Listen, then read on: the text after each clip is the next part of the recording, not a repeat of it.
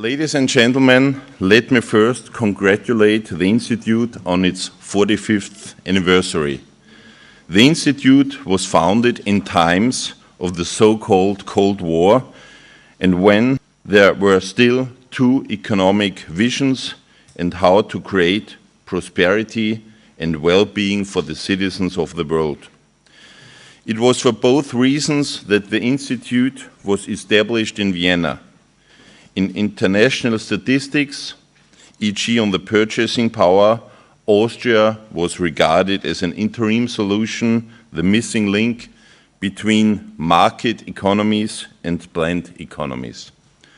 Also, the so-called West was interested in data and developments in the East. When the Institute was founded, there was little political expectation that the different economic approaches which had to be defended by the Iron Curtain would collapse into one.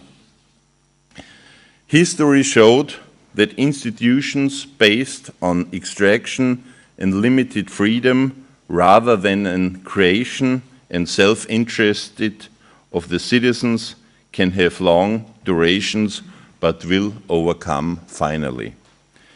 Since the 1990s, the Institute has followed the transition towards market economies, which was also economically bumpy, and political transition also created new states, partly with military conflicts and, sadly to say, bloodshed.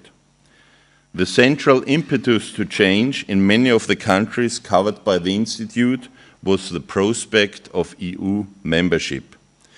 11 out of still 28 EU member states were in a completely different economic and political setting 30 years ago.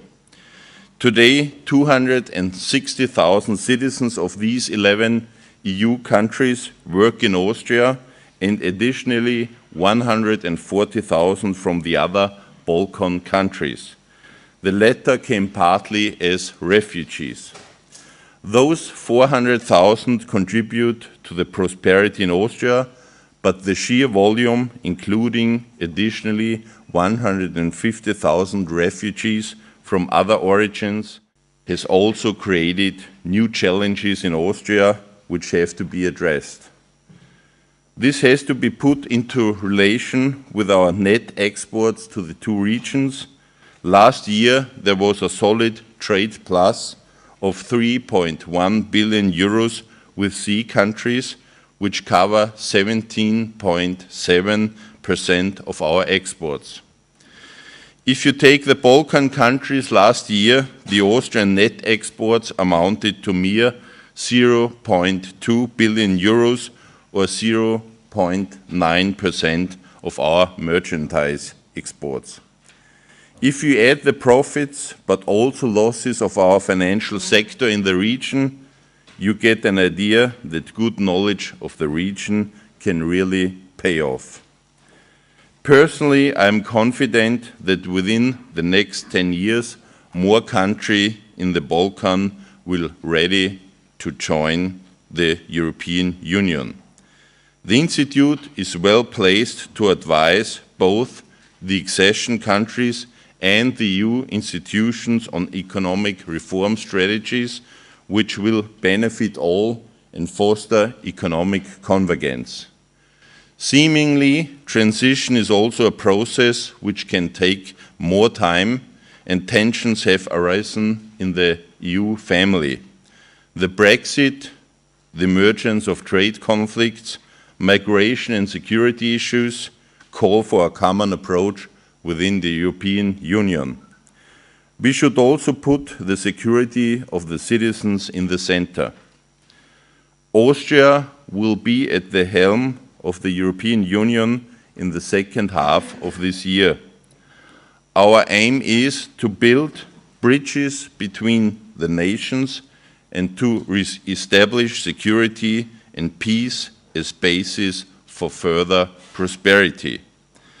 A Europe that protects is thus the leitmotif of the Austrian presidency in the European Union. To this end, we have three work streams. First, security and fighting illegal migration. Second, making digitalization a tool for prosperity and competitiveness. And third, advancing accession preparations of the Balkan countries. One should hope that those countries cooperating as being an EU member state would create great benefits. Take e.g. Croatia with 4.2 million inhabitants, which will get 10.7 billion euros in EU convergence support, or some 4% of the GDP annually in the current financial period. You can imagine that these amounts can really make a difference to the country in terms of prosperity. The Vienna Institute works on issues like this, and I do hope that the Institute will continue to focus on the Sea and Balkan region, as this region will also influence the prospects of Austria. I wish you good discussions today. Thank you very much for your attendance.